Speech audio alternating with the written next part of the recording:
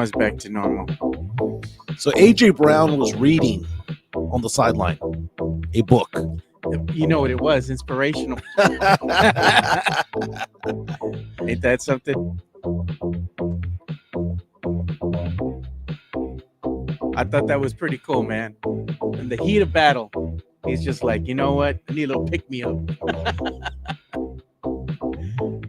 And the chat is open, man.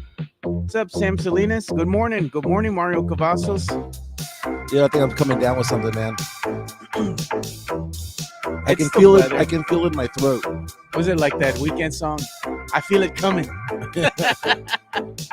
Dude, I had this thing yesterday where me and the lady were out shopping, and I got into a sneezing fit. You know, you sneeze once, sometimes you sneeze twice. Sometimes it's like you sneeze 3 times, and it's like, all right, stop already. Damn. She looked at me while I sneezed 7 times in a row. It was my record for the most sneezes ever. She's like, what's wrong with you? You know, every time you sneeze, your heart stops, right? Really? Yeah. Look it up. It's a thing. It's a thing. Every time you sneeze, your heart stops for that split second or whatever, every time you sneeze. And it keeps going again.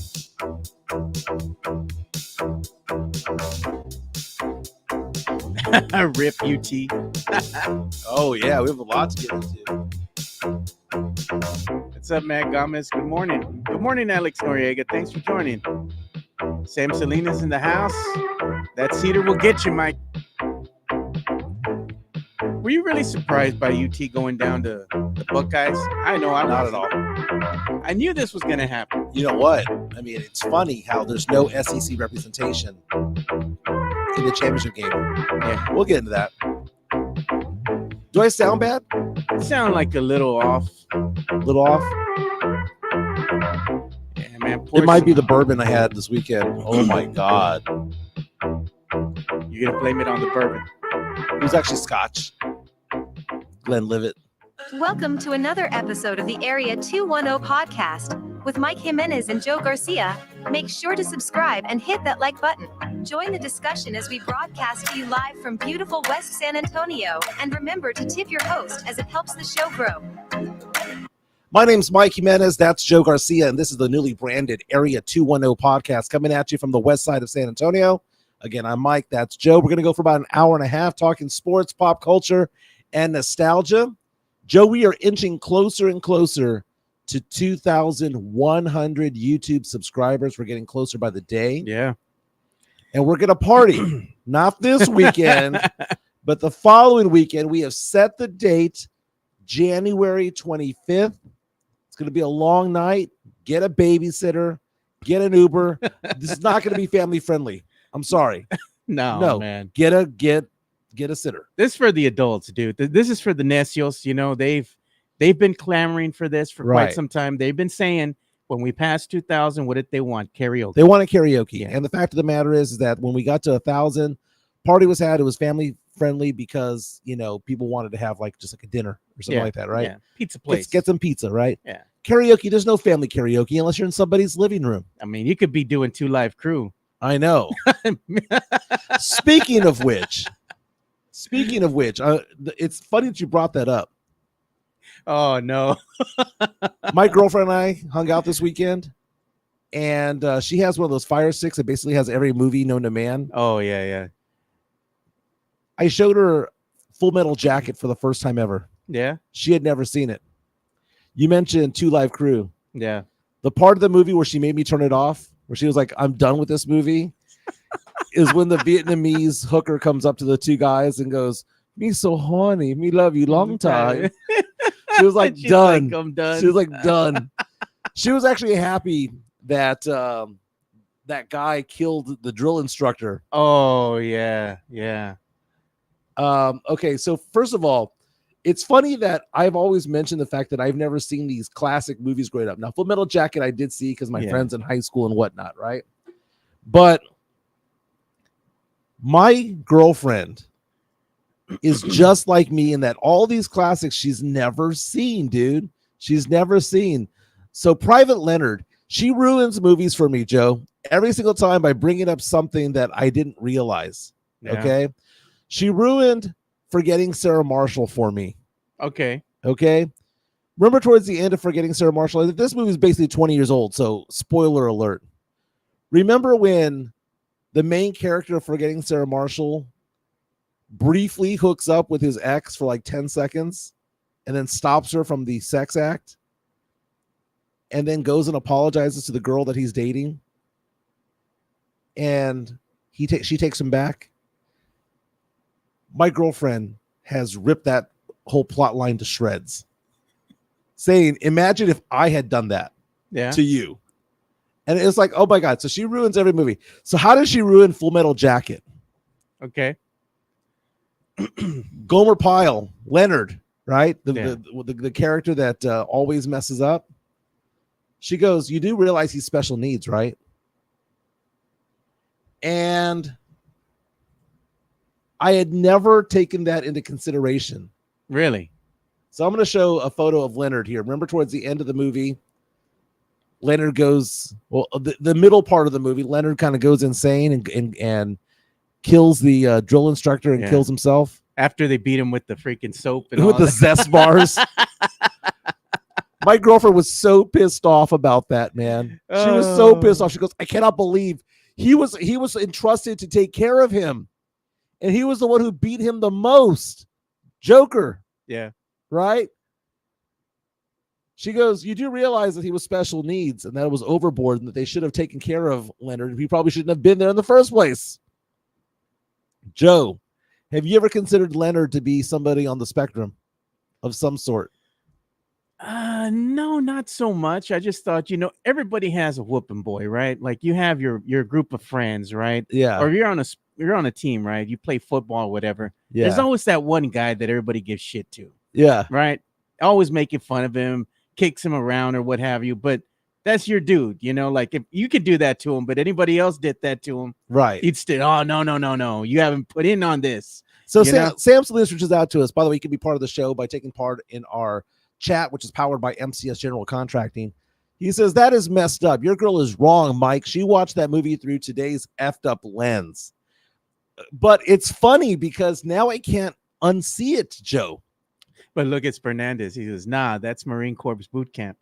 Hey, man, that boot camp ain't no joke. I've had cousins that have gone on to be Marines, right? Yeah. And one of the last acts they have you all do when you're in the boot camp is you put a full pack on, right? Right. And you jump into this big pool and you sink all the way to the bottom and you have to come all the way back up. And they tell you the more you struggle, the longer it's going to take you to get up. And if you pass out, we revive you. We'll figure it out. Yeah, I mean, that's the way it is, But the whole thing about the jelly donut, when it was found in his locker that was unlocked, right? So that never would have been found if he hadn't if he would just simply have locked his locker, right? Yeah. But how everyone gets in trouble instead of Leonard anymore. Like punishing Leonard did nothing. So now it's punishing the unit, right? Yeah. And because of that, they all turn against him. And we're halfway through the movie. And at this point, my girlfriend's exhausted because she's like, I cannot take them yelling at this special needs kid. Man. Right. Dude. And then all of a sudden, the second part of the second act starts off, which is basically them doing an ass shot of the Vietnamese prostitute.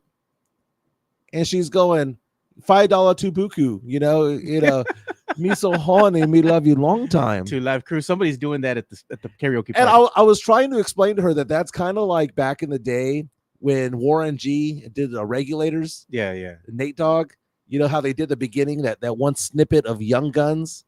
And I was trying to explain that they took the snippet from this, and at this point she didn't care. She was like, cut the movie, I'm done. She bowed. I'm done. So watching every movie with her is a unique experience because just like me a few years ago, I had never seen them either. Make her watch Big Trouble in Little China with you. Dude, she will not watch that movie. Come on, dude. She will not. That's a terrible movie. Now, someone did ask the question. I saw a little bit earlier if I have seen Scarface. I saw Scarface for the first time about 2 years ago. It was all right. I didn't not like it. It was all right. It was kind of weird seeing, a white guy, an Italian guy play a Cuban. I mean, and I know that's Al Pacino. Yeah, man. But still.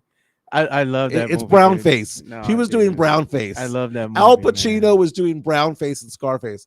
And No, here's he the wasn't, thing. Mike. That was just him, bro. I saw the black version of Scarface first, and I fell in love with that movie, which is New Jack City. Okay, I remember New Jack City coming out in the beginning. Wesley Snipes, with the gun, Judd the Nelson, tear in his eye. Ice-T with one of the greatest lines in movie history when he goes, "I want to shoot you so hard, my dick is getting hard." Oh God, Cochino Mike is making it. No, it's not a Cochino Mike. It's a funny scene in the movie. It's a stupid line. The whole thing about when the guy shoots a Nino at the end and he goes, "Your presence is requested in hell," and he shoots him and then he falls down the staircase. Good times, baby. Good times. Did they have the drill sergeant getting mad at him too? He told him something. You're like, yeah, when he was trying to climb up the wall. Remember? Yeah. He was getting a little vulgar. I'm not gonna repeat it, but that shit was funny, dude. I am my brother's keeper. So people are asking, what's wrong with my throat? I had a long weekend and a lot of bourbon this weekend. Yeah.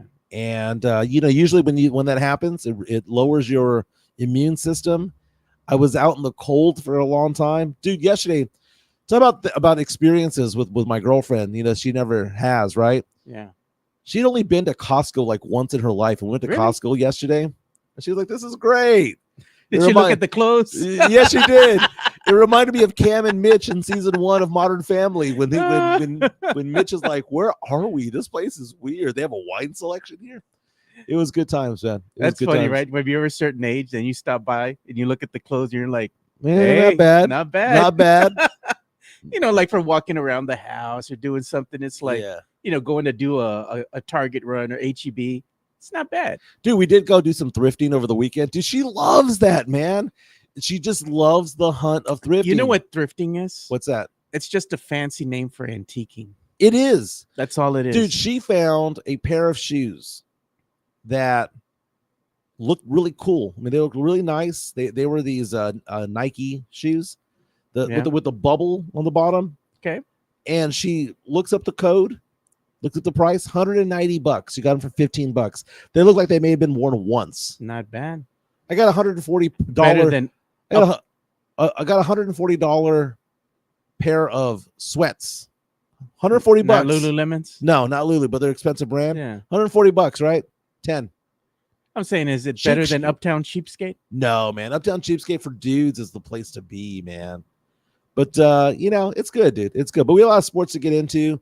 We're down to 9 teams in the NFL. The Chiefs are going to take on the Texans after the Texans beat the Chargers in the playoffs over the weekend. Texas lost to Ohio State. That was a brutal game, dude. And the way that you lose to like some 350-pound guy getting a fumble and taking it to the house 85 yards the other way, that was pretty epic. Spurs back in action again. They missed a game over the weekend. At least we didn't get to lose the Lakers, right? We would have lost the Lakers. It's a bad matchup for our team. Just postponing the inevitable. The fires in Palisades and all over SoCal prevented that game from happening. The Clippers and Lakers are going to both be back in action this week. Yeah, man. And can we say a prayer for all them people that have been displaced by these fires, dude? It's ridiculous. Over 100,000 people evacuated. How much damage is being done? And then you hear about how hard it is to insure these properties. Right. And these people, a lot of these people that have lost their homes, they lost everything, dude. 2 of my cousins, Gone. Andrew Ruiz, Lorenzo Ruiz, both have been firefighters, and they're high up in the fire departments that they're in, fighting those fires right now. In the LA area. I saw this explainer the other day trying to explain what the hell happened and how the fires all came to be. And it was talking about how there's some parts of Los Angeles, because Los Angeles has grown to be so big. And it's so, I mean, if you drive to LA, San Antonio, you can go from one side of town to the other side of town in 35 minutes, right? LA, from what is considered the LA area, it's like 3 hours, right? You can go from one end to the other end, right? If you're going to go from Camarillo in the north all the way down to Long Beach on the south, there's a big difference between the two. But in some areas over there, there's actually forest. Yeah. Okay. These aren't like little trees. Okay. These aren't little pecan trees or oak trees that we have here in South Central Texas, right? You got some big ass trees over there. You've got forest over there. They have built the city inside of a forest in certain areas. And it's a bowl. There's pockets. So LA, people don't know, they look at the landscape. Basically, you're surrounded by mountains. And LA is just in that valley, in that area that's relatively flat. Right. Is where everything is at. Now, JHNSB says Trump called these fires happening on the Joe Rogan podcast. Do they happen every year? Except this one's the one that got out of control. They happen every year. It's the topography of LA. Yeah. This is, and it has nothing to say with, this has nothing to do with politics. It has everything to do with the fact that that's the topography. That's like blaming Puerto Rico for hurricanes.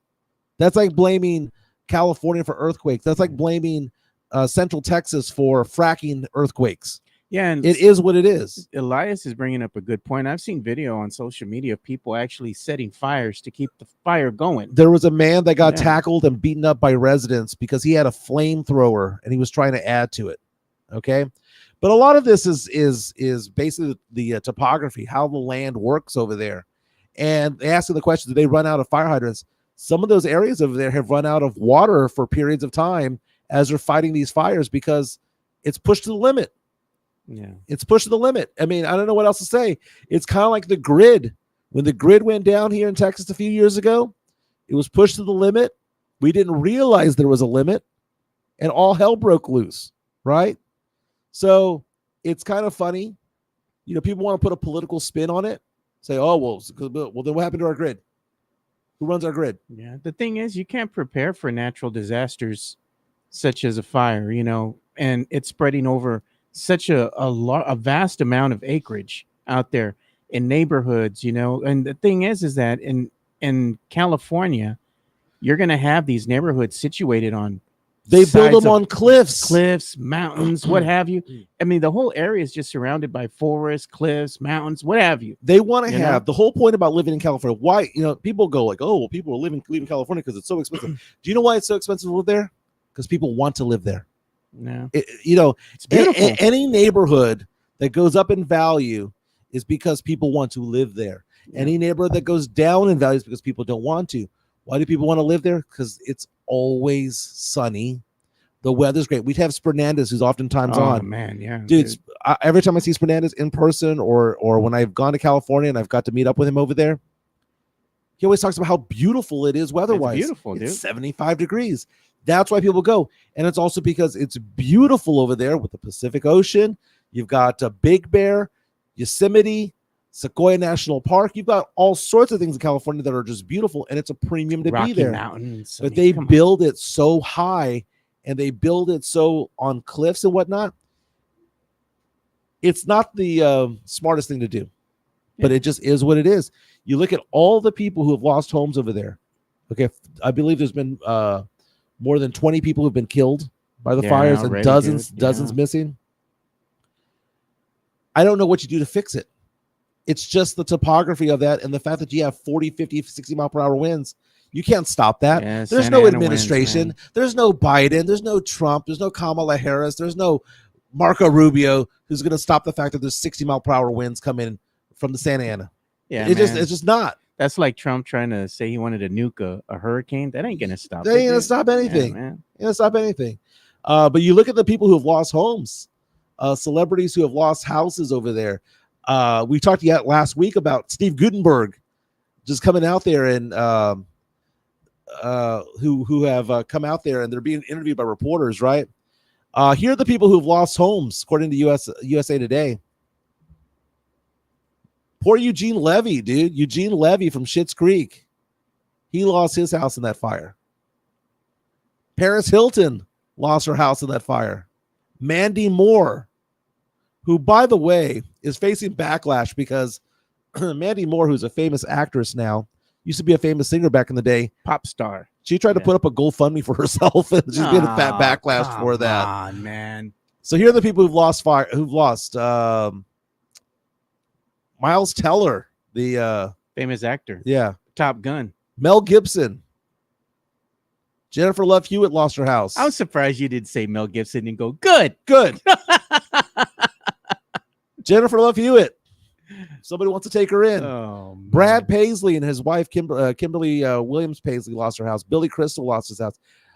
Anna Faris, the comedian from House Bunny and all that stuff, she lost her house. Scary Movie fame. Yeah, man. The singer Diane Warren, who has written countless love songs over the years. Carrie Elwes lost his house. Carrie Elwes was the Princess Bride. He was the main character. Jeff Bridges, Ricky Lake, Julia Louis-Dreyfus, John C. Reilly. So John C. Reilly, we know him from Step Brothers. We know him from Boogie Nights. Are we now best friends? Yes. He lost his house. James Woods, John Goodman. Good. I can't stand John Goodman, bro. Colby Smulders from what's it called? How I Met Your Mother. Yeah. Anthony Hopkins from Silence of the Lambs fame. Interesting. And somebody put in here, it says, what did they put? Interesting that all these people are all of a sudden experts on California geography. The only reason that I know about the California geography is that I used to frequent California a lot in my younger years. I was there every damn summer. Man. Every summer I spent in California in that area. But it's funny because, and Sam Selena says, and I will gladly take Jennifer Love Hewitt in. Cochinos, the Necios are in the house. All right, man. Let's talk about the football, man. Last night, we got narrowed down to 9 teams in the NFL playoffs. A lot of Cowboy fans pissed off right now, man, because 2 of the coaches that are still involved in the playoffs, Dan Quinn, Kellen Moore. What did I tell you? Before the show started, you were telling me this. That's like an ex-girlfriend seeing her with some other dude, right? And thriving, and you're jealous. You're over here jealous in the car, screaming and yelling, crying, getting mad. So the weekend games, the Texans beat the Chargers 32-12. We'll get into that game a little bit. The Ravens literally ran up and down the Steelers 28-14. The Bills, they put the Broncos away early, 31-7, just annihilated them. And then the Eagles beat the Packers 22-10. Commanders, Baker Mayfield literally fumbled that game away in the fourth quarter, 23-20. They had him on the ropes, bro. They had him on the ropes. How in the F do you fumble the ball? Okay, so let's talk about that one in a second. Vikings, Rams tonight, 7 o'clock on ESPN. So let's go game by game on this one, right? Commanders go in there to Tampa. Commanders with a 12-5 record, better record than the Buccaneers. But the Buccaneers have experience in Baker Mayfield. You would never think about that, but Baker does have the experience there. And they're 4-time division champs. Yes, right? But they're also in a bad division that my Saints play in, right? Yeah, the NFC South sucks. So you go in there and you're taking on a rookie quarterback. And a rookie quarterback in the last 25 years, there's only been 4 that have won a playoff game with a rookie season. True enough. Names like what's his name? He played for the Falco.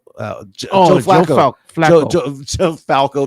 You're talking about the replacements, bro. Joe Flacco being one. Mark Sanchez was a rookie who won a game. But now you add Jaden Daniels to the mix. Look at this for a rookie coming in from LSU.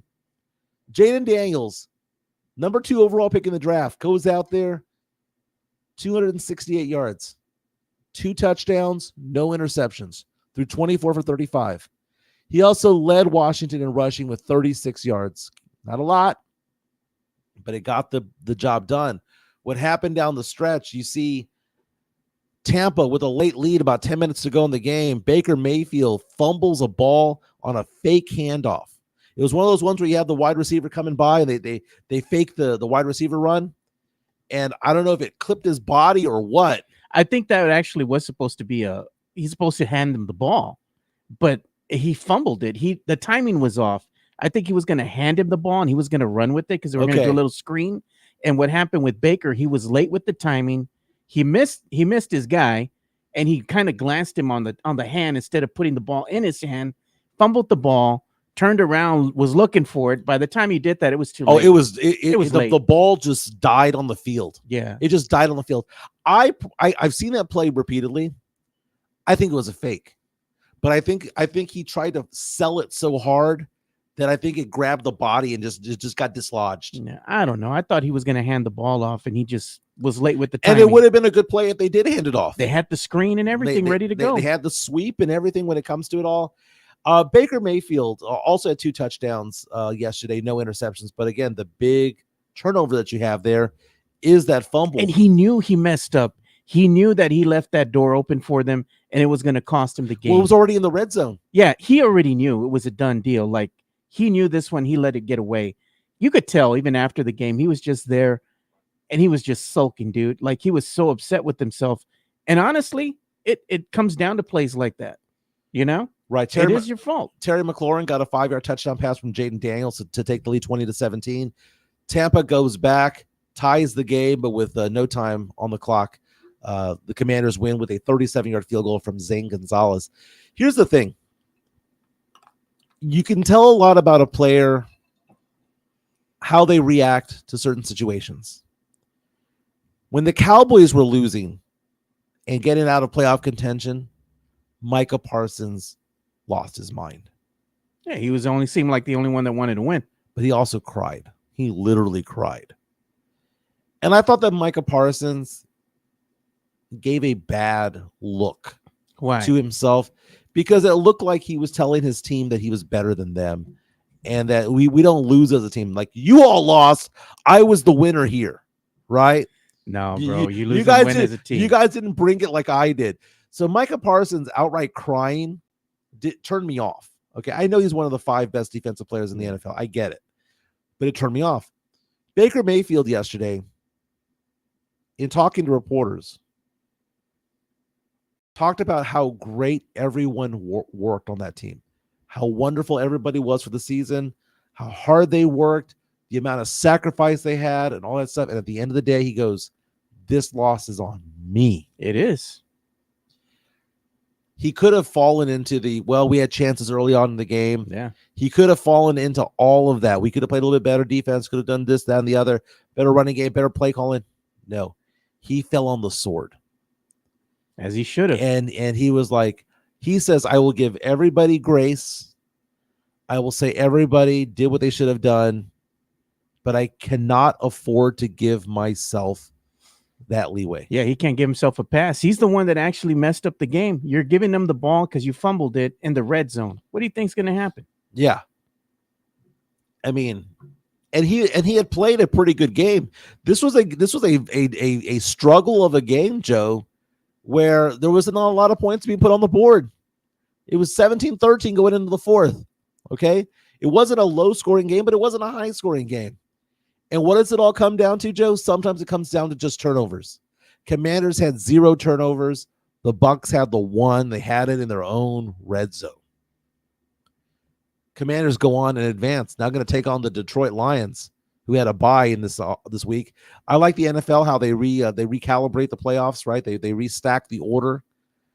Commanders going over there. I'm going to say this, Joe. If I was the Lions, I don't want to face this Commanders team. I don't know what's going to happen because Jaden Daniels, guess what? He's about the big lights. National championship, LSU. He's about the the big lights. You mean he can win in big games? That's what quarterbacks do? That's what quarterbacks not named Dak Prescott can do. Hey, Dak Prescott, man, he's like a wax figure, dude. When the lights shine the brightest, he's just gonna fold and melt away. Dak Prescott, who's been in the league for the better part of a decade, is 2-5 in the playoffs. Can't do it, man. Jaden Daniels. You look at Jaden Daniels and you know you got something. There's certain quarterbacks, Joe, where you can just look at your quarterback and go, I believe that we can win this game. So we go up and down the list of teams and quarterbacks out there. I think Joe Burrow is that guy for Cincinnati, even though they didn't make the playoffs. Josh Allen is that guy. You can look at Josh Allen and go, yeah, we have a chance, right? Yeah. You can look at Lamar Jackson. Obviously, Patrick Mahomes is the ultimate when it comes to that. So you got those 4 in the AFC. I don't think Justin Herbert's that guy yet. I don't think you look at Russell Wilson and think that. I don't even think you look at CJ Stroud and think that. Nah, man, this Texans team, they're going to get rolled, dude. But Mahomes, Allen, Jackson, you look at those guys, you go, we have a chance. Yeah. And then Burrow, who led the team to 9-8, won the last 5 games of the season, you can look at him and go, we have a chance with him. In the NFC, we now know Jaden Daniels is that guy. Jalen Hurts, I don't believe is that guy yet.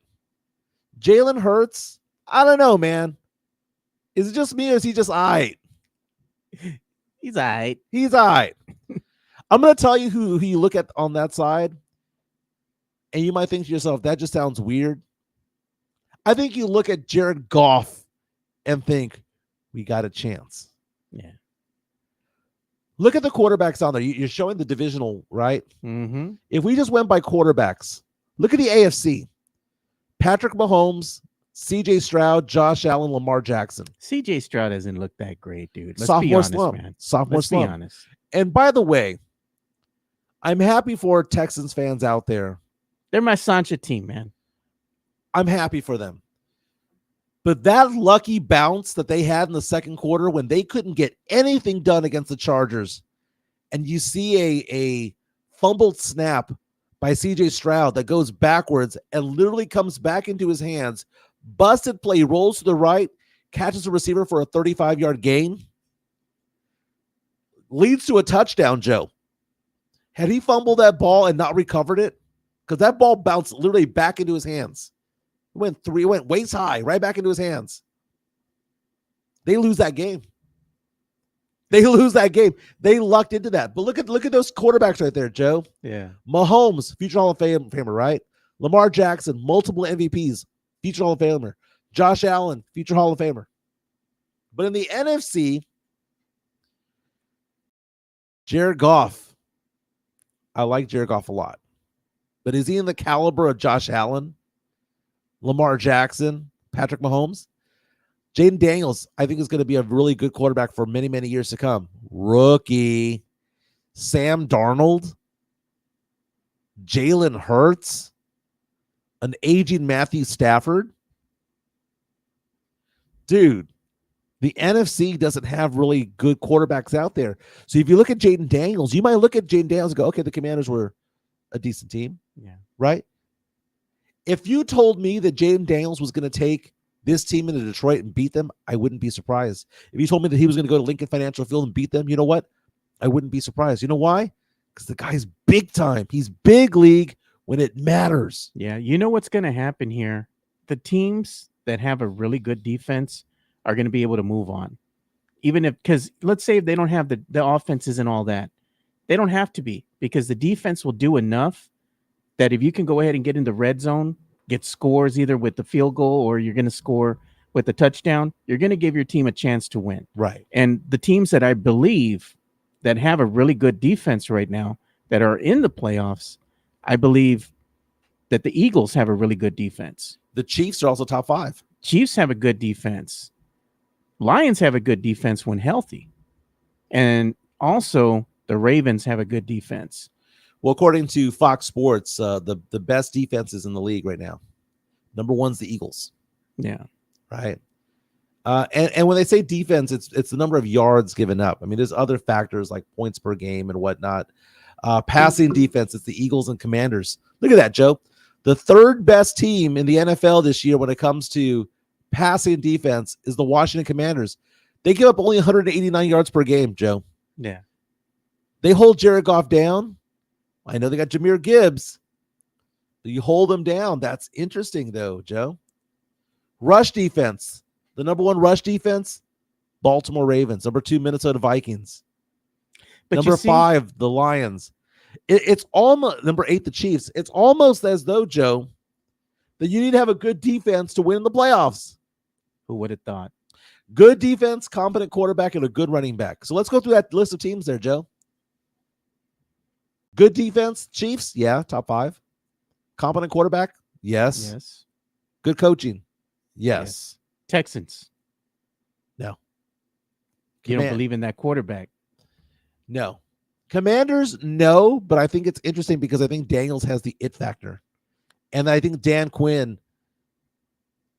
they're gonna run through a wall for that guy. Yeah, I think it's going to be an interesting game, but ultimately, I think the Lions are going to be the better team. The problem with the Lions is one of their biggest strengths is their head coach Dan Campbell. One of their biggest weaknesses is Dan Campbell. Yeah. See, Dan Campbell is one of those guys who has big balls, but his balls are also too big and they get in the way. Dan Campbell goes for on 4th down more than anybody. Man. Dan Campbell's like 4th and 3, F it, let's go for it, right? But he sucks with time management in a close game.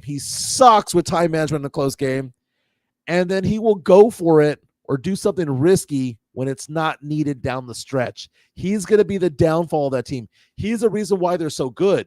Yeah. Also, they have a female owner who has done everything in the world to make them successful. She took over the team and she hired the coach. She hired the GMs. She hired the coordinators. She's going to go down as one of the best of the Lions win. But look at this, man. Okay, Drew Show coming in saying what? According to the AI, the number one defense left in the AFC is the Houston Texans. The Texans are not going to go anywhere, man. That offense is clunky, man. Just clunky offense. Joe, levels of disrespect. When you take a look at the second round of the playoffs in the NFL, levels of disrespect.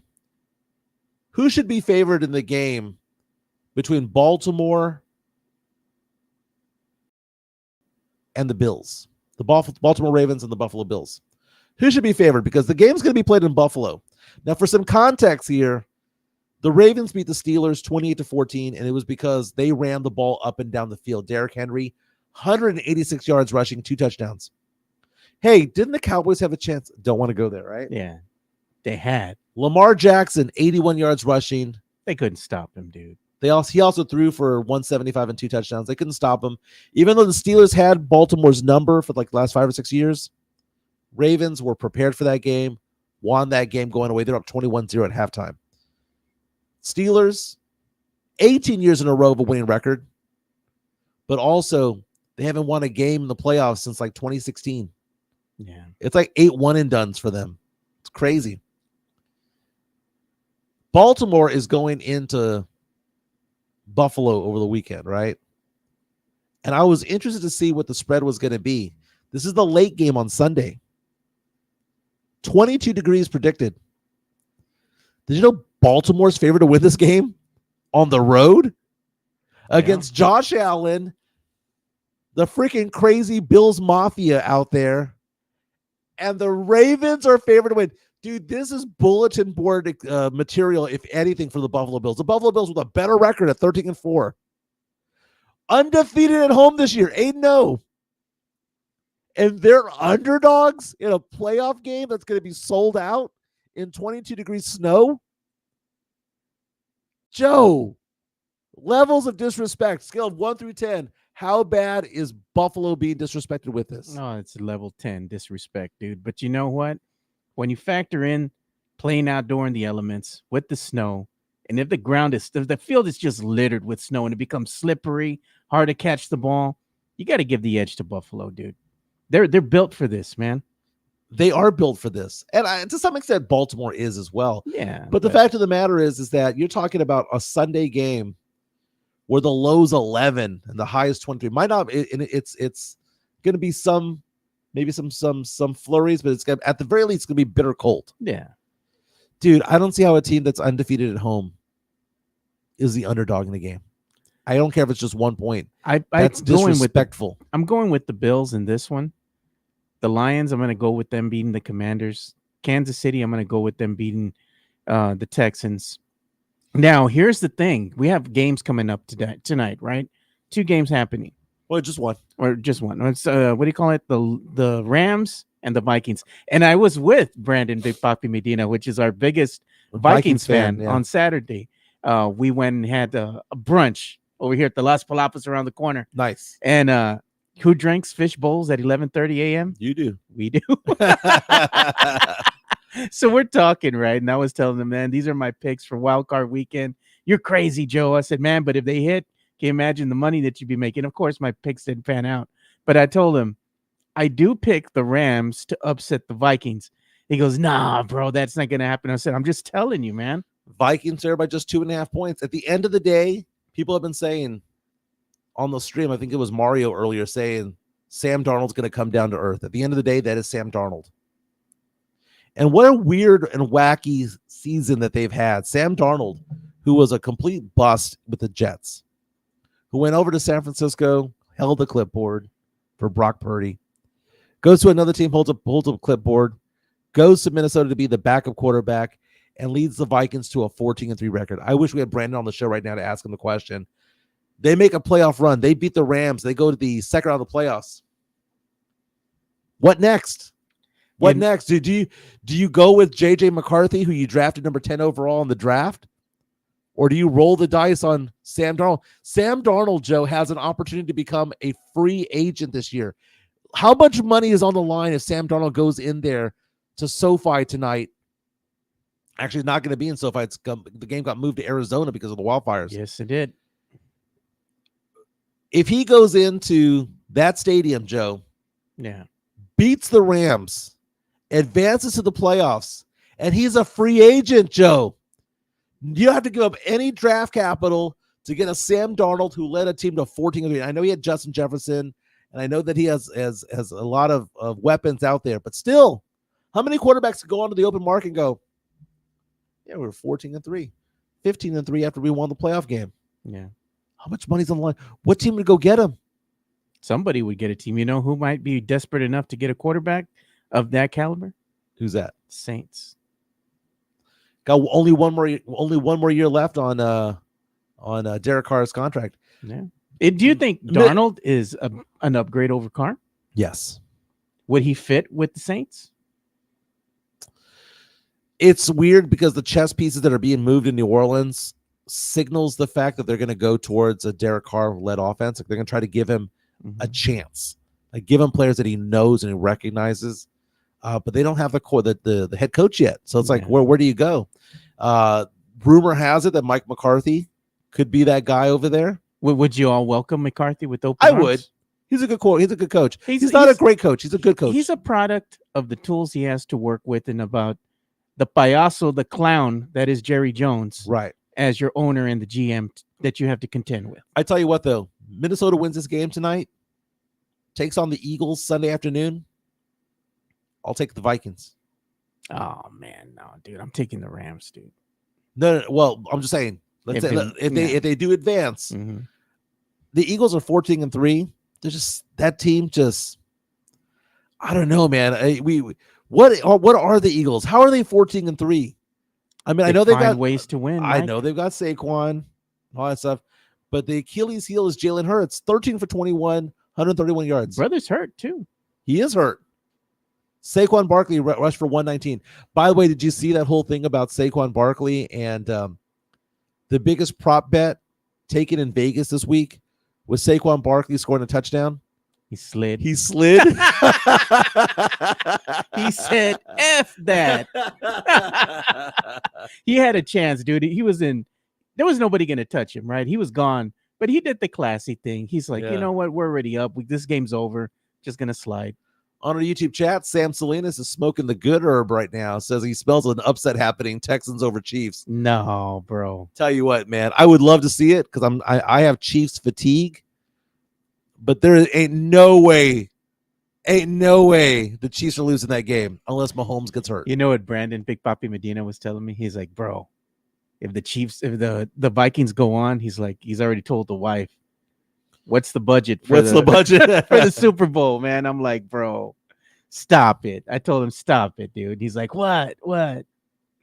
It was good catching up with Brandon, dude. I hadn't seen him for a little bit. You know, we've both been busy, so we got together and caught up and talked a little business, but it was fun. He's a good man. By the way, if you look at the Buffalo Bills, Josh Allen, 20 for 26, 272 yards, 2 touchdowns, no interceptions. James Cook rushed for 120 yards and a touchdown. Curtis Samuel, man, it's funny when you put a decent player on a good team. 68 yards and a touchdown, right? No turnovers. They're now 9-0 if you count them at home this year, right? 8-0 during the regular season. Yeah. At a playoff win. They easily took care of Denver in a playoff game, 31-7. Underdog at home next week. Disrespectful, Joe. Hey, man, that just gives you more fuel for the fire, dude. That's the problem with the Ravens, man. The Ravens are that one team you don't want to play because when they're firing all cylinders and Lamar Jackson is being a wizard out there and connecting with his passes and running, when Derrick Henry, full head of steam, is going for 150, 180, they might be unstoppable, Joe. The problem is is that every once in a while you see them just lay an egg. You know what's going to happen with these with the should I say the Ravens? They've shown that they can win, right? You get them in the first round of playoffs. They have 5 losses for a reason. But I'm saying once you get into that second round, they're going to fold, dude. What does the record tell you? Who have the Ravens lost to this year? They lost to Kansas City. Fine. Yeah. It was a good game. They should have won that game. They got that. The refs stole that game from them. They lost to the Las Vegas Raiders at home. The Raiders. They lost to the Cleveland Browns on the road. They lost to Pittsburgh. They only scored 16 points against Pittsburgh. And they lost to Philadelphia in an intrastate game. Yeah.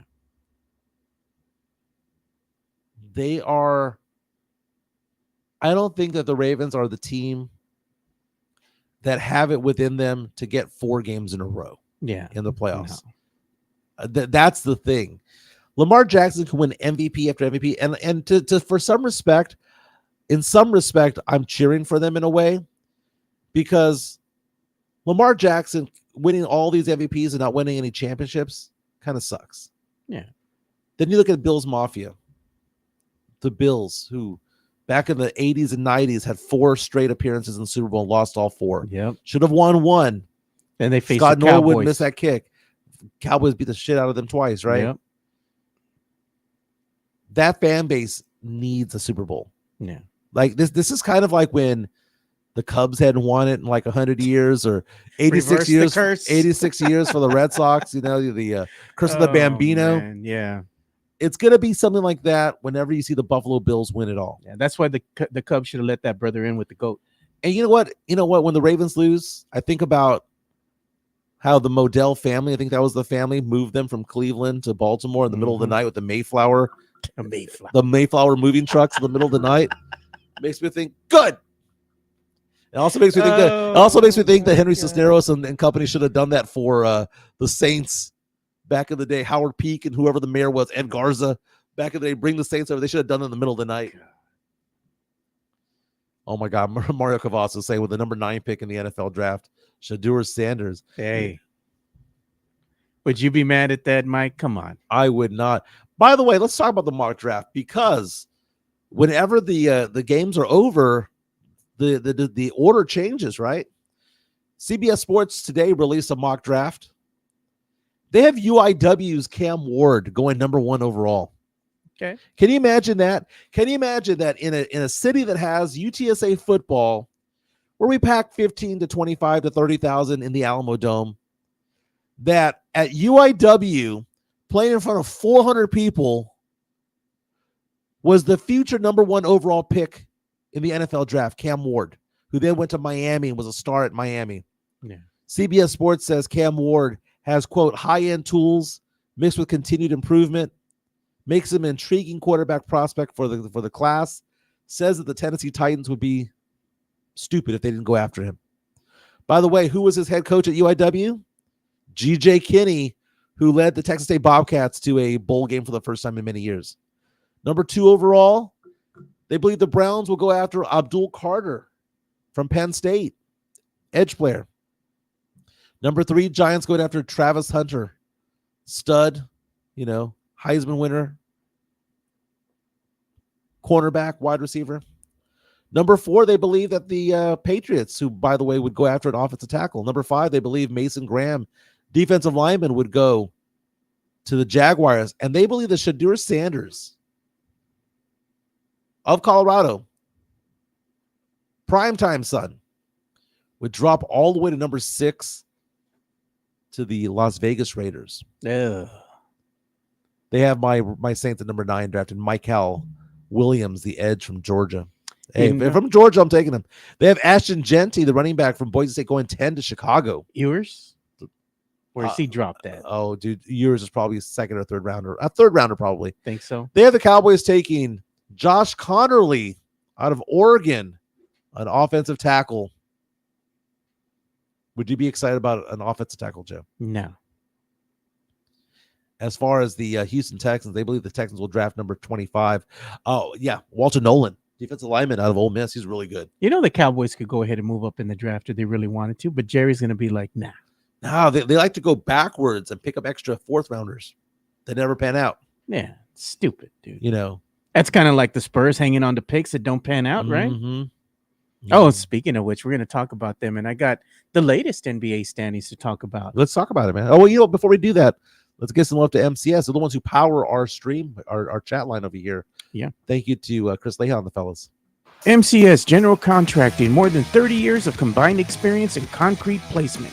They are the best in the business, honest pricing, high quality work. They get going on house foundations, driveways, concrete patio decks. If you want to extend the deck, extend the driveway. If you're a business and you need to put together a slab, a parking lot, or other concrete placement services or sidewalks, reach out to MCS General Contracting at 210-774-9155. They're confident in their skills, so give Chris Leha over at MCS General Contracting a call at 210-774-9155.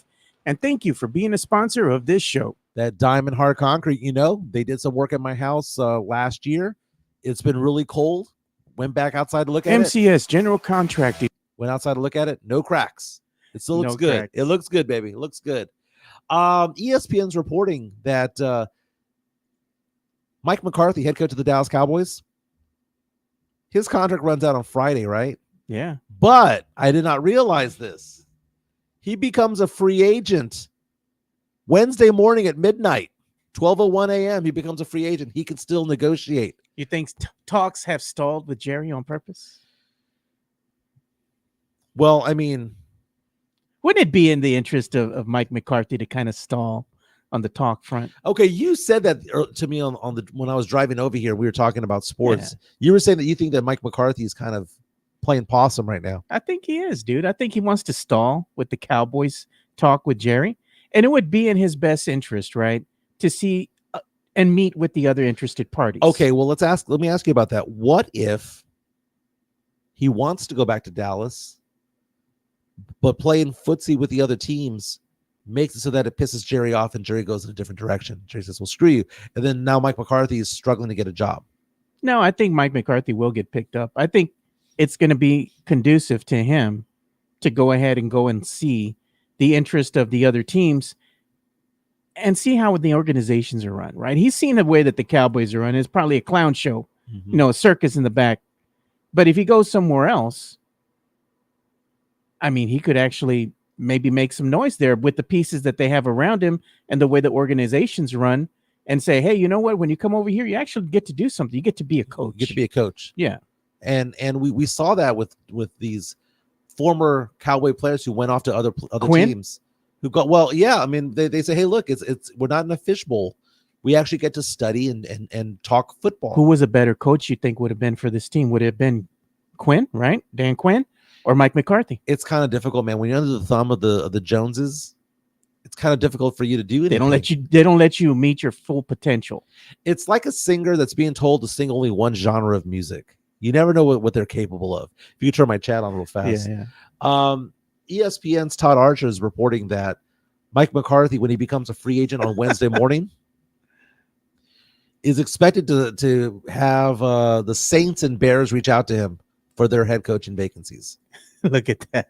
Tim Gonzalez. His name is gone. Oh.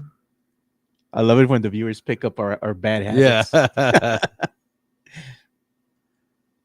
What is it? I hear the hanging is McCarthy wants 5 years and Jerry wants a 3-year deal. Well, his name might be gone. Isn't that the whole thing that you heard about Dak Prescott over the years? It was the number of years that he wanted in a deal. Yeah. I look at it this way. Mike McCarthy, you know how we were talking about how we see Dan Quinn and Kellen Moore as the girlfriend, the ex who's flourishing with somebody else. Mike McCarthy is the 7. Yeah. What if he went to the let's say the Bears, right? Yeah. And they see him take that team deep into the playoffs, almost make the Super Bowl. Mm-hmm. What would Cowboy fans say? Was the problem him as the coach? No, they'll never blame. They'll always blame Jerry. Cowboy fans have reached the point right now where they realize that Jerry Jones is the problem. He is the problem.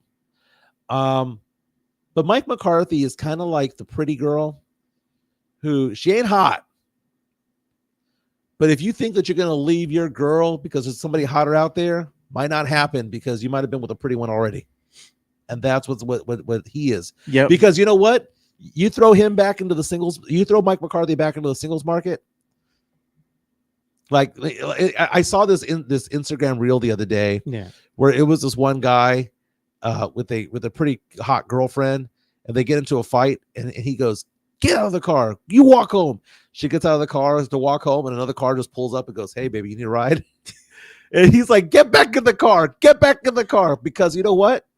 She's still attractive. Yeah, someone's gonna want her right away, and that's what Mike McCarthy is. Mike McCarthy is still attractive as a head coach in the NFL. That the second the Cowboys piss him away and go, "Hey, you know what? We don't need your services anymore." Yeah, the Saints are going to come in and go, "Dude, come with us. Get in the car." You know, the Bears are going to be like, "Get in the car." It's funny that you're talking about that because I'm going to share something personal, right? We don't really share a lot of our personal lives, right? Yeah. So what's happening with me from a personal standpoint, and I'm going to share it with the viewers to let them know. After many, many years, me and my wife are actually going to be separating. So I'm going to be back on the singles market now. Mm-hmm. Dating again, maybe, you know, seeing if I still got it. You know, it's like, what do you do at this point? You know, after you've been with somebody for that long, do you just kind of stay low, you know, and just keep doing what you're doing, focus on work, you know, and things like that, or do you get back into it? You know, I'm an expert of this. I mean, yeah. What do you do, Mike? Okay, so the first 3 months or so, work on yourself. Okay, work on yourself. Work on your health, better habits, get good at work, all that stuff. Basically, ask yourself the question: what do you bring to the table? Okay, and how can you improve what you bring to the table? Gotcha. And you know, I went through a very painful separation and divorce. Yeah. Right. You know, I went through a very painful separation and divorce, and you never want to go through all that. But the fact of the matter is that sometimes it gets forced upon you. Yeah. Sometimes it does. And what ended up happening with me was I struggled for a while, dude. Yeah. I struggled for a long while, man. I was depressed. I stopped doing this podcast. True, man. I was just a shell of myself for so long. For like 3 or 4 or 5 months, I was in a daze. Yeah. I started talking to some of my old friends from back in the day. Some of them on our stream, Alex Noriega, Sean Quintero, kind of reconnected with some people from high school, reconnected with some family members, started losing weight. And see, that's my new stick. I'm going to start losing weight. Focused on work and all that stuff. And then what ended up happening was I got back on the dating scene. Yeah. And it was awful. Was it that bad? It was terrible, dude. These girls are single for a reason. Oh, God. And it was bad date after bad date after bad date. Like, what made the date bad? Was it just them in general, or like the conversations were going nowhere? Some of it was narcissistic on their part. Some of it was narcissistic on my part. You showed them the W-2s, no. Some of these girls are just like, they don't want to be a couple. They want to like boss you around. Yeah, and they outright say that. You know, they use the phrase, "Well, I'm a boss bitch," and I'm like, who the hell uses that, right? What the hell? And then who says that? And then you've got some who are like, "Hey, I've never had kids before. I want to have kids." And it's like, okay, I'm 47 years old. I don't think I want to go and do that anymore, you know? This is Mike was dating girls from Marbach. Felt like it. Southside. Oh. And then there's other things, Joe. They started dating, went out with a girl a few times that she had kids at home. Yeah. And it was like, hey, you want to hang out? No, I can't. I got the kids. Want to hang out? No, I got the kids. Want to hang out? No, I got the kids. And it's just like, okay, well then you can't have a full-on relationship when it's like I can see you once every 3 weeks, right? So I did a lot of bad dating for a while. Was on the apps, man. I did Match, I did Bumble, I did Tinder. Jeez, I don't know if I want to do online dating, dude. That's the only place, dude. Right now, I saw an article on CNBC. 64% of all relationships started in 2024, romantic relationships, were started online. Nah, dude. If you say that you're not going to do anything online, you're saying no to 2/3 of all the relationships that are out there. Jeez. No one meets organically anymore. Why not? Because no one hangs out anymore. Because they don't got no game, bro. You can just go to a bar or something. You see somebody. Girls don't want that anymore, dude. Come on, girls, bro. Dude, they think it's creepy. Going up to a girl at a gym, they think it's creepy. Going up to a girl at a bar, they think it's creepy. The new rules of engagement are online. Weird, it's online. I met my girlfriend. Here's Chica. Yeah. I met my girlfriend online. I'm gonna tell you what site I met her on. Met her on Facebook dating. How about that? I met her on Facebook dating. Oh, how you go? Hey. Mike, what are you doing? I met her on Facebook dating.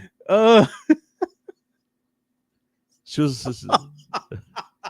Hey man, I posted that a month ago. If you hadn't seen it before, it is what it is. She's gonna be like, "Why do you have to use that picture, Mike?" But I got myself a good one, dude. I got myself a good one. I know what I got. Oh God, did you try Grindr?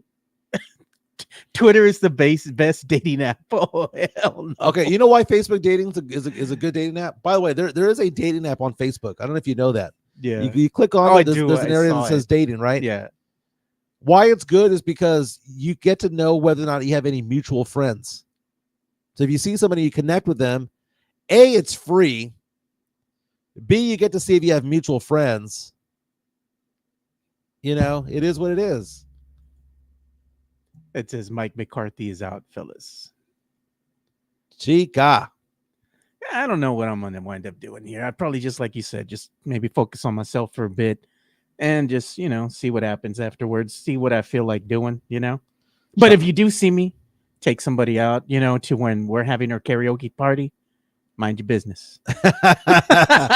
Tony Ronaldo saying Facebook market dating, buy a couch, go on a date. God, Facebook market dating. Sith saying he met his girl at work, and that's true, man. That's actual and factual. That's the second place. Let me look it up. Where people meet their partners graph. Every other girl I met on Facebook. You know what the weird thing is though with me? Like I'll go out with my friends, right? And I'm just minding my business, right? We'll be at the bar or something, right? Wherever we're at. We could be at Twin Peaks. We could be at another bar, whatever we're doing. And I just seem to make friends with people, right? And like, I'll talk with whoever's next to me, whether it be a female, male, it doesn't matter. We're just striking up conversations. But then other ladies at the bar will buy me a drink, right? And, the bartender will come over. Hey, that lady over there got you a drink or whatever. And I'll go and say hi, return the favor and whatnot. But usually that's the kind of stuff that happens. So I don't know. I think if I meet somebody or I'm going to go on my next date, it might happen just that way. Just me hanging out with my boys, just hanging out with the friends. How long have you been with your wife? 20-something years. I'm loyal, bro. What year was it? 98. 98. Okay. 97? No, 97. So look at my screen here. This is what I was talking about here. It's a research from it's called Data is Beautiful, How Couples Meet and Stay Together. Yeah. Back in 1930, almost a fourth of it came from family, a fourth of it came from school. Okay. And then about 20% came from friends, right? Look what happens over the years. 0% online because online didn't exist. And as time went on, you went from the Great Depression to, okay, now we're in the World War II area, right? It's all about friends, right? Friends are how you get hooked up, right? Yeah. Oh, I'm going to introduce you to a friend of mine. I met them at school. I met them whatever. And look what happens. The percentage of people who met at church keeps going down. The people who meet through friends keeps going higher and higher and higher and higher and higher. So think about when we get to our age. Now it's coworkers. Yeah. Okay. We met because we met at work. Now, when I graduated high school in 95. I'm in college in 96. 27% came from friends, right? But look what happened there. You had 2% from online. That's AOL. That's Net Zero and all that stuff, right? Yeah, back in the day. And GeoCities and all that stuff. And look what ended up happening. 2008, 2009, online. 2012. Damn. Is when it flipped over, Joe. Is when it flipped over. And now where do people meet their friends according to surveys and studies? Yeah. Look at that, Joe. I'll pause right there. 61% of all relationships, 3 out of 5, because they met online. Yeah. Tinder, Bumble, Farmers Only. Bumble. 13% come from friends. 8% come from coworkers.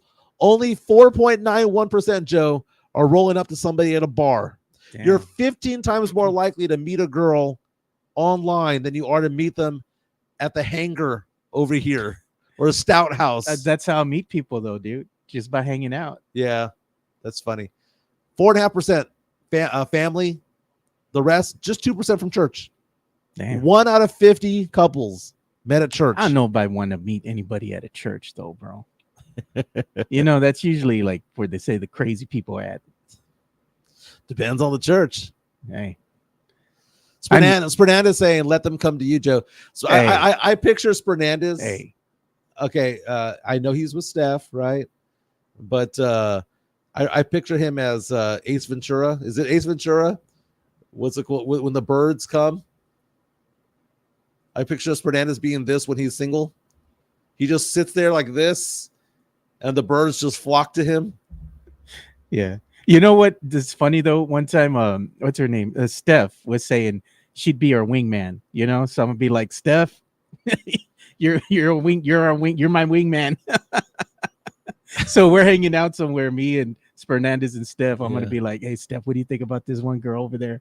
She'll give me her honest opinion. Okay, so here's the thing about it though, man. I'll give you some understanding. I liked Facebook dating because you get to see if they have similar friends, and it links you to their Instagram, and they're real people. Yeah, because some of these places are bots, right? True enough, man. The worst one was eHarmony because they make you answer a questionnaire that takes about 9 million years to fill out. That one sucks. Bumble is one where it's like, well, the girl initiates the move and all that stuff, but whenever you have that scenario, only 20% of guys are getting the clicks, right? It just is what it is. Man. And then you have all these other ones, Plenty of Fish, which is free, but that's kind of like, nah. My friends have done the online dating thing. Was it the thing that you swipe right or that's Tinder? Tinder, right? Tinder's the one where they want to roll. Yeah, they want to roll. Anyway, my friends have done all that. One of my good friends, I'm not going to name his name, but he knows who he is. He did that right when he got a divorce and all that. And I would go with him to bars and whatnot, public places with him, because he's like, hey man, I'm supposed to meet this lady here, this and that. The lady would show up, look like things were going good, and then he'd be like coming back and be like, give me the abort sign. And I'll be like, all right, we're going to bounce, pay the bill, say I'm out, Yeah. And he did that a couple of times, and he's like, bro, this ain't it. And he just met somebody through a friend of a friend, but now he's single again. But when he was trying to get back on the dating scene, it was a nightmare, man, meeting these people online, like in person and stuff. I don't know, dude. You have all walks of life in there, dude. And, I've equated it to like buying a car online. You say what age, you say what body style, you say whatever. I will say this, and I said this to my girlfriend Francesca a lot. Remember the movie Weird Science? Yeah, I remember that. Okay, where you had those two guys, Anthony Michael Hall and that other dude, put into an algorithm onto the computer of what their dream girl was. I would go off and say that Francesca would have been my dream girl. Like, just calculated it. She's got the look that I like. Got the personality that I like. She's got the education that I like. She's got the finances that I like. She doesn't have any kids at home. I don't even care about all that. To me, it's just you met her. Yeah, I met her, but to me, it doesn't matter like how much you make or. Well, it's not so much how much you make. It's like more the connection. Do you have things in common? Do you have a good time? Together, that kind of stuff. Well, I mean, I'm doing fine on my own. I don't need income, but I'm just saying, like, but it is fascinating that you have somebody who actually does well for themselves. Yeah, to me, it just shows success. Yeah, it's a plus. I know what I got, dude. I know what I got. It is what it is. I know what I got. She's a good girl. She's a good girl. Mike says he likes Facebook dating. That way he could see if they actually have teeth. And what does my girlfriend do? She's look at her teeth. Look at her teeth. Look at homegirl's teeth. She's a dental hygienist. She's got the perfect teeth. Got them all. She's got them all. But good luck in the dating world, dude. If that's the direction you're going in. Who knows, dude? Hey, look at chubby people dating. Change your location to the RGV. Oh God, man. So Serrano says he has an idea a few years ago of a Spurs dating app called Spur of the Moment. Hey. I like it. I like where you're going with that. I'm not saying that's $1 million idea, Fernandez. I'm saying that's $1,000 idea. That's 1,000 more than we had, right? Notice I said we because I want in on this. The problem is it's going to be like 20 dudes for every one girl on there. Yeah.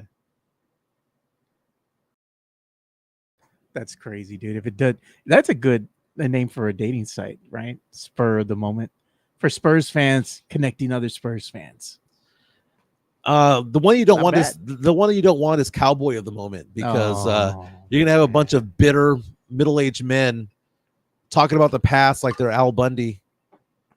Back in the 90s, dude, Spurs fans are turning into that, man. This is funny, dude. Drew Show says, without any working, I'm pretty sure that the breakup rate of people meeting Alliance got to be way effing high. It's the new meat market. The thing about it is this, and I have a conversation with my girlfriend about this. I don't know if I want to get into it because, it's our personal life, right? Yeah. But like, I think the problem with dating these days is that people think the grass is greener on the other side. And I think that people don't realize that it actually takes work to make a relationship function. Yeah. And I don't think people want to put in the work. That's just it. That's true, man. I don't know, man. We'll see what happens at this stage of the game. I'm already getting up there in age. I'm like, I got a good job. I got my own car and everything. I'm probably gonna wind up getting my own place here soon. I don't know. It's like, do I just go and get an apartment? Do I just go and get me another house? Yeah.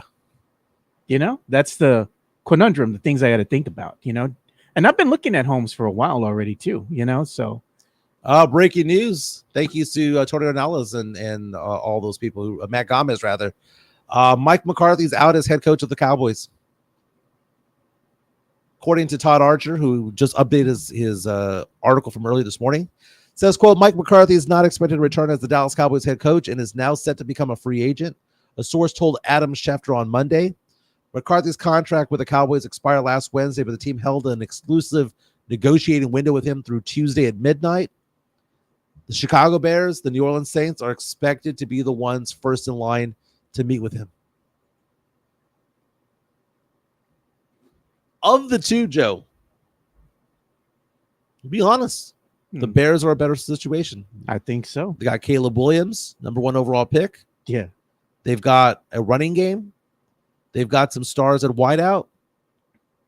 I think he could take that team into a better direction. The problem with the Saints, they have no direction right now because we're still stuck to Derek Carr. Unless the Saints are going to be making some moves. Saints right now have the number 9 pick in the draft.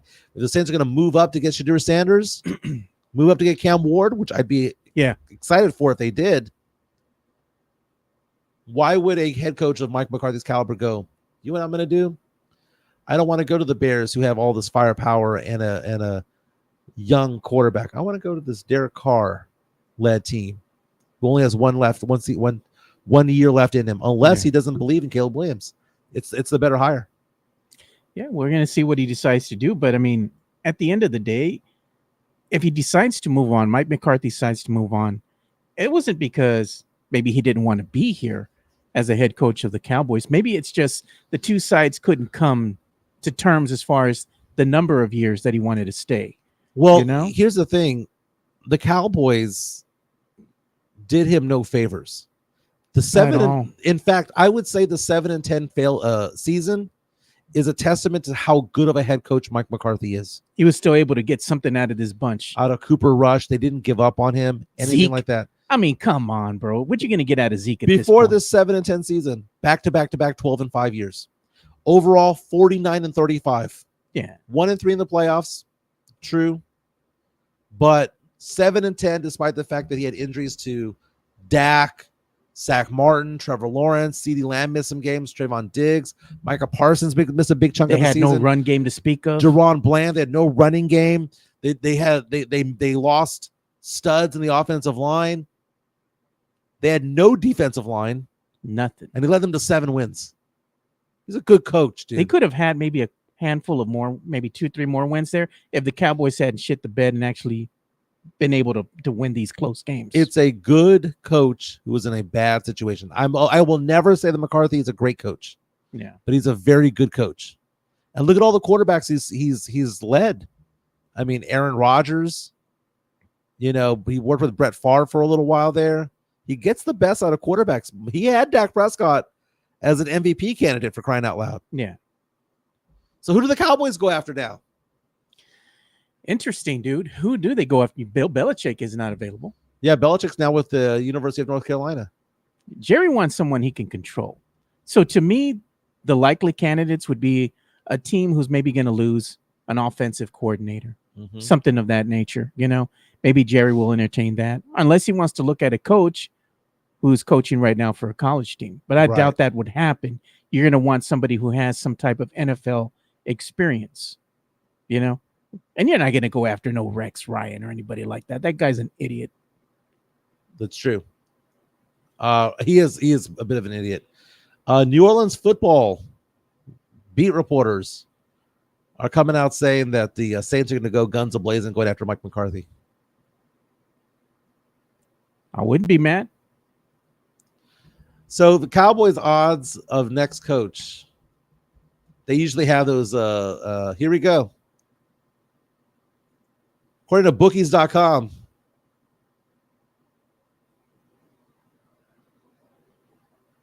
let's see when this is dated. This is dated as of this week. The odds-on favorite was Mike McCarthy staying. So now that he's gone, Mike Vrabel, former Patriot, Super Bowl winner, has the best odds. Former Texans head coach, right? Joe Brady, Bills offensive coordinator, the second best odds, followed by Deion Sanders, Colorado head coach. Ben Johnson, the Lions offensive coordinator, and Bobby Slowick, the Eagles offensive coordinator, are the 5 biggest odds. Yeah. And number 7, they got Tony Romo. Tony Romo. Come on, dude. Tony Romo is one of these colorful analysts, right? Yeah. Comes out, knows the game, talks a good game. It'd be like JJ Redick, right? Yeah. He was a color commentator, right? Yeah. Does that necessarily make you a good coach? What are the accolades that Tony Romo has to become a head coach? You know what? I will say this, though. I think Tony Romo is a smarter offensive mind than people give him credit for. No doubt. He's showing that as an analyst. Yeah, but would it translate to the coaching level?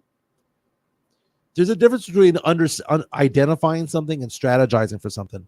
He can identify. He can see something on the screen. Yeah. He can see something on the field and go, I know what's happening. That's part of being good. But you need to strategize as to think 2 or 3 steps ahead when it comes to it. Drew Show says Jason Garrett had a better record than Mike McCarthy with Dak Prescott as quarterback. Both had 4 years of Jason, was 40-24-2 and 2 playoff wins. They're just an all right team. We saw Spernandez come out and say, give him Ben Johnson. Question for you, Spernandez. Question for Cowboy fans out there. Why would Ben Johnson go to Dallas? He's not going to be able to be a coach per se. He's going to have Jerry Jones's thumb all over you, right? They don't go after free agents. Yeah. They don't go after any free agents. They don't spend money. They don't take care of their players. It's a circus atmosphere. Dalton Schultz said that, right? When he went to the Texans, he said it's so great that we could actually concentrate on football. We couldn't concentrate on football in Dallas. Why would Ben Johnson want to go there? Wade Phillips going to Jacob Eric. Oh, man. That's a good one. Yeah, Sith wants to bring the Emilio Estevez character from Mighty Ducks. A movie I've yet to see, by the way. Is it any good? It's all right. You know which one you should see? If you like a good comedy, a good parody, Balls of Fury.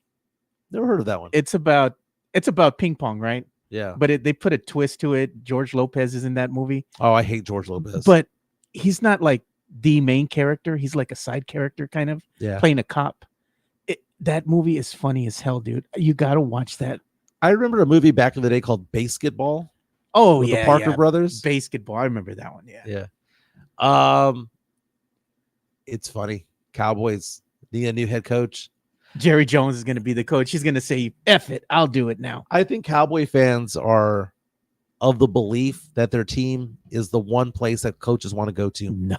That they think to themselves, man, there's a star on that helmet.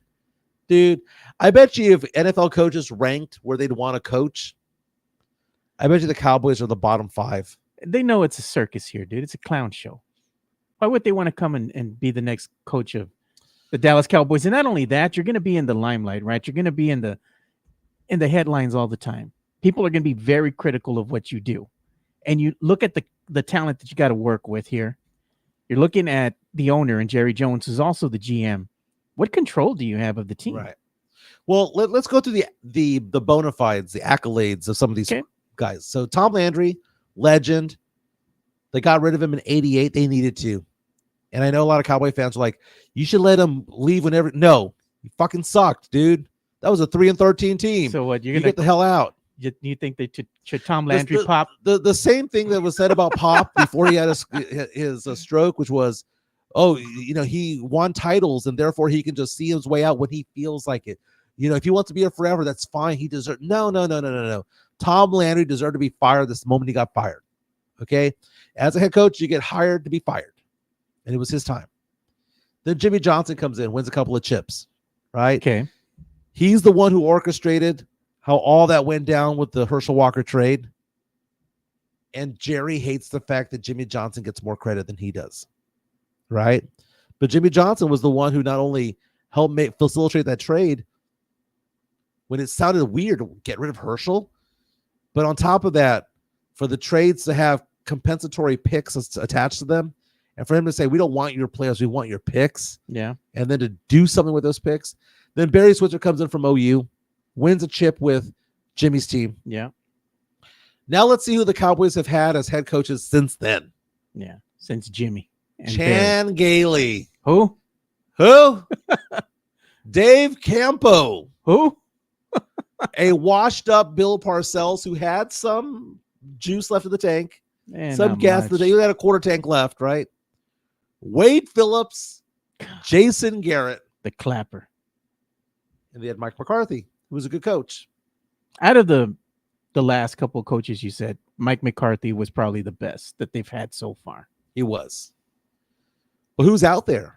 I know we say Ben Johnson, but Ben Johnson could be winning championships with Detroit. We saw DeMeco Ryans leave San Francisco, and he was the head of their defense, made his way over to Houston, right? So there's always a hot offensive coordinator. There's always a hot coordinator of some sort that's going to make a move, right? But why would Ben Johnson want to risk his career to go to Dallas? I would argue that going to the Jets, that going to the Dolphins is a more attractive head coaching offer than going to Dallas. Well, maybe there might be another vacancy for the Miami Dolphins here soon. Yeah.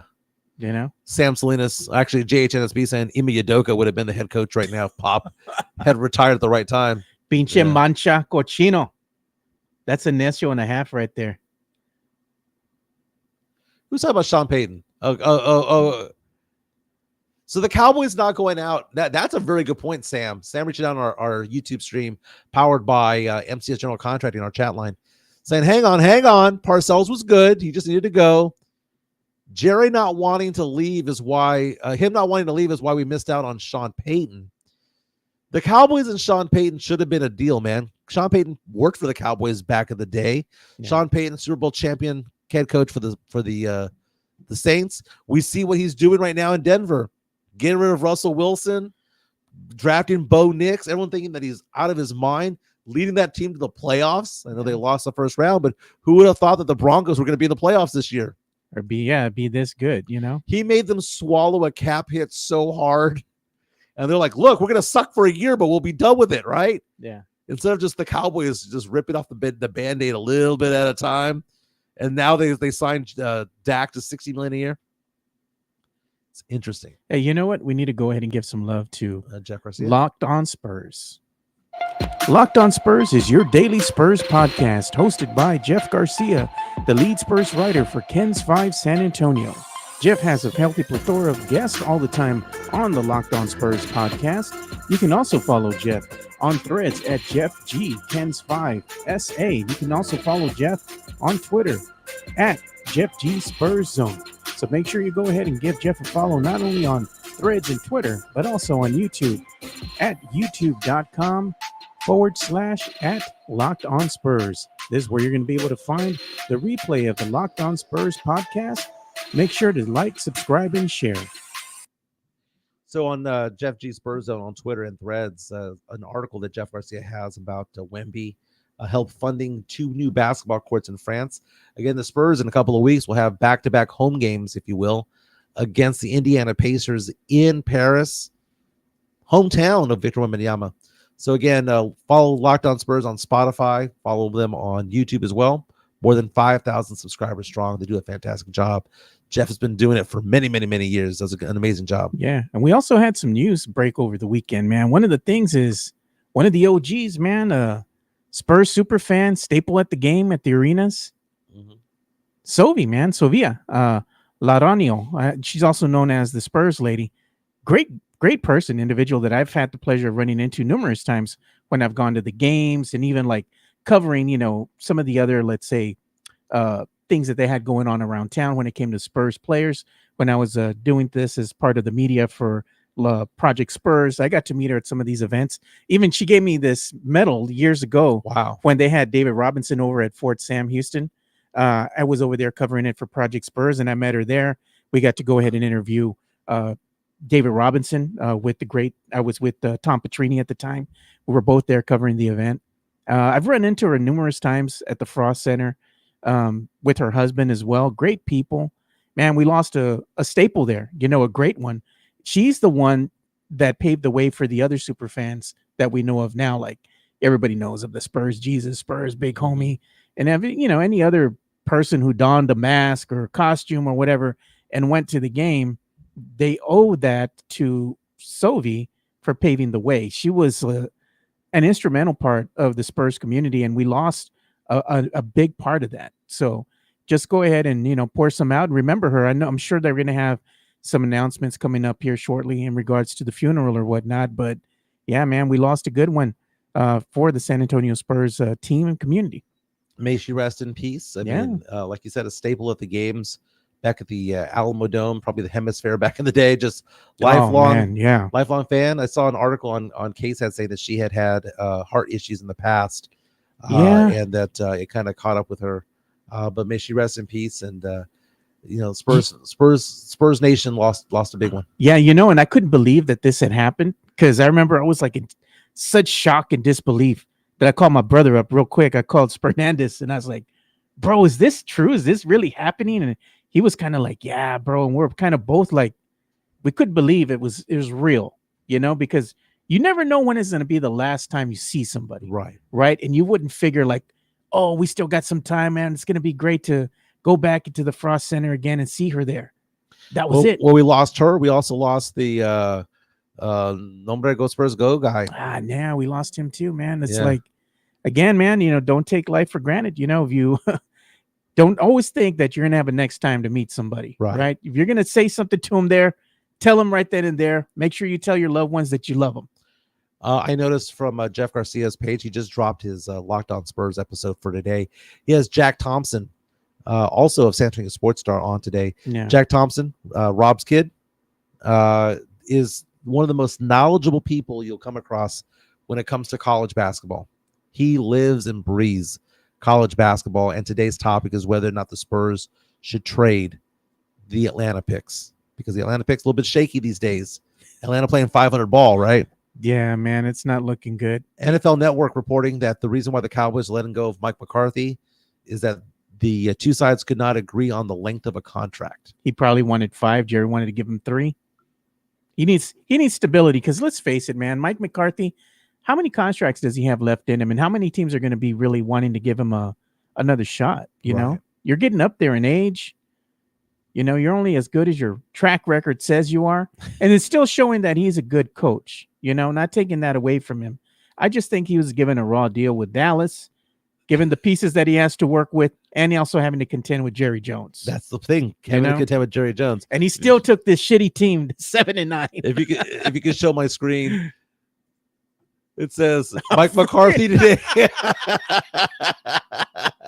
He's leaving hell. I'm free. Free. That's gonna be you, Mike, when you finalize the divorce. I'm free.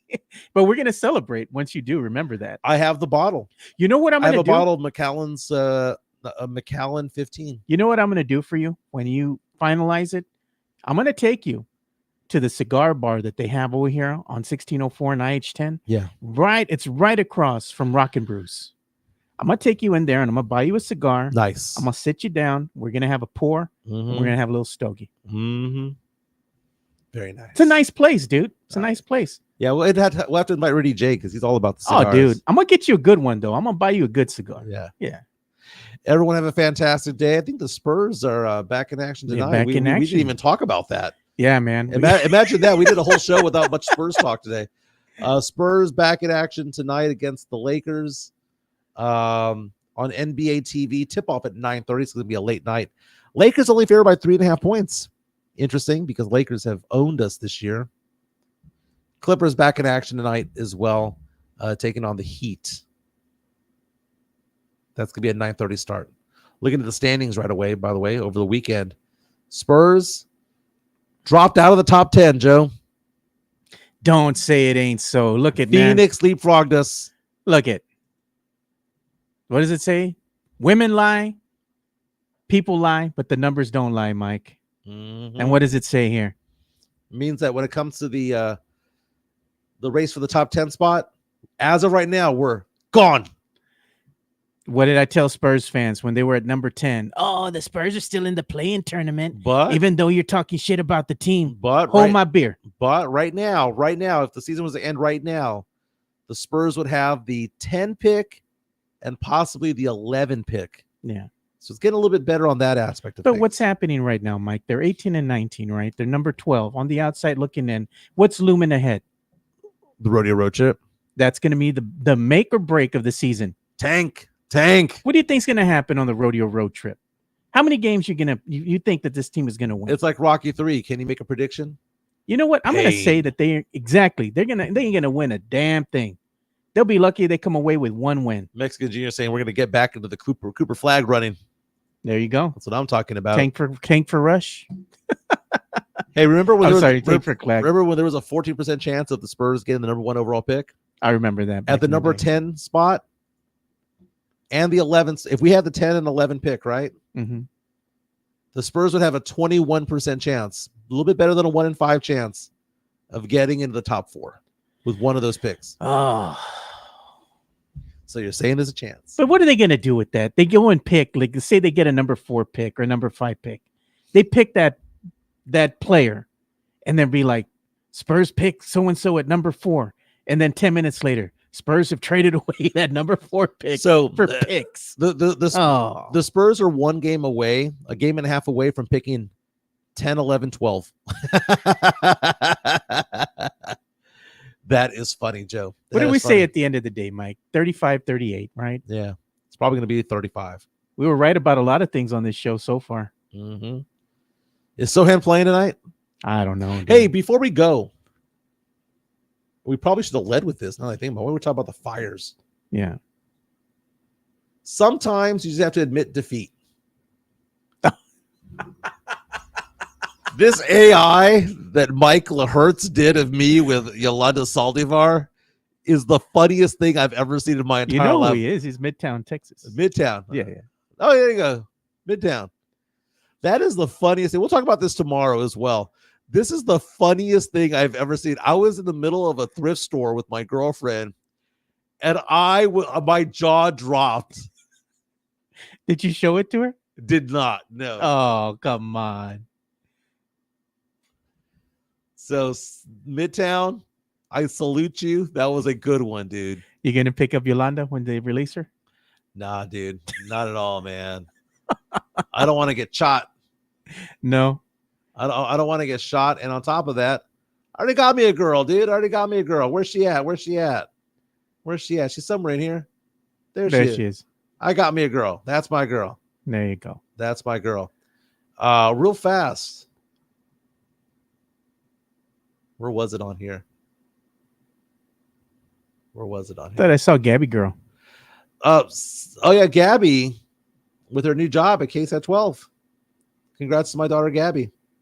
There you go. Congrats, Gabby. Digital content producer. So if you see articles on ksat12.com, if you see them on Facebook or you see them on Twitter, look at the byline when it says who wrote it. If it says Gabby Jimenez, you know it's my daughter who did it. She's really, really good. She's amazing. But I saw this the other day, and it says did you realize that Dua Lipa is Cher reincarnated? Wow. Dude, I can't unsee it now. Are they the same person? No. Cher don't look like that no more, bro. But Cher of the 60s. Yeah. Compared to Dua Lipa of the 2020s. Nah, Dua Lipa finer than Cher, bro. I mean, I'm not saying that you're wrong. Yeah. But what I'm saying is that it's a little bit. Mexican Junior saying that Yolanda's a hot little nugget. I don't think so. Jeez, bro. I'll take my nugget, man. So again, I will wave the white flag. They're saying Midtown, you got me. They said Sohan won't play, so the Spurs should win, right, guys? We'll see. Tony saying that life comes full circle. Congratulations, Jimenez family. I am proud of my daughter. I will say this though, she's an excellent writer. There you go. She's excellent writer. We need to get her on the show, man. It'd be fun to get her on the show. She's gonna have Thursdays and Fridays off, so we'll have to make that happen, man. Yeah. Get Gabby girl on. Gabbing with Gabs. I like it, dude. And we'll have a fantastic day. We did an hour 45 today, man. Yeah. Hour 40. Very nice. Hey, hit the like button on the way out, truckers. Oh, and one other thing, my number is 210-508-0369. 210-508-0369. I do financial advising from retirement accounts to life insurance, disability, long-term care. Give me a call, 210-508-0369. My work is already calling. I got to let everybody go. Have a fantastic day, and go Spurs go, and go Vikings.